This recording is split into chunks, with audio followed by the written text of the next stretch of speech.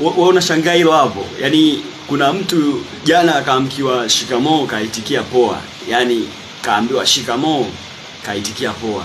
Baba, watu wamechanganyikiwa sasa hivi. Yaani sasa hivi, yaani kuna mtu sasa hivi yupo makamu ana miaka 50 yake, ana miaka 60 yake, anapewa shikamoo na mtoto wa miaka 20, lakini hataki kuitikia shikamoo hiyo, kuitikia marahaba, anaitikia poa. Oza ni nini? Kuna mambo yanaendelea hapa. Yaani maisha bwana sasa hivi yamekuwa changanyikeni. Yaani cha huku kimeenda huku na cha huku kimeenda huku. Tukikutana sasa balaa linasuka. Lakini yote kwa yote tunajua nini katika maisha yetu?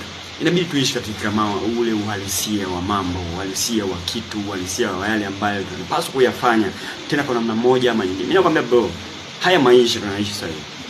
Haya maisha tunaishi sasa hivi yanahitaji akili ya ziada, sio akili jumlisho, yaani akili ya ziada. Haya maisha